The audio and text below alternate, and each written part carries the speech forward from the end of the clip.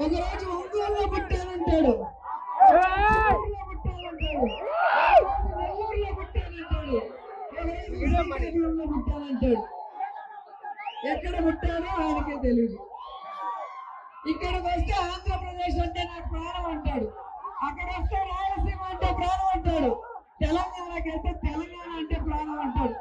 ఒక్క మాట మీద నిలబడడం, ఒక్క కాలు మీద నిలబడతాడు. ఎప్పుడైనా రెండు కాళ్ళ మీద నిలబడతాం చూసారా పవన్ కళ్యాణ్? నిల్చోవడం కూడా సరిగ్గా రాదు. అందరూ అపోజిషన్ లో ఉన్న ఎమ్మెల్యేలు ఉన్నా ఓడిపోయినా ప్రజల మధ్యలో ఉండి ప్రజలతోనే సంక్రాంతి సంబరాలు చేసుకుంటుంటే పవన్ కళ్యాణ్ డిప్యూటీ సీఎం చేస్తే హైదరాబాద్ లో కూర్చోండి. ఏం అవసరం హైదరాబాద్ లో?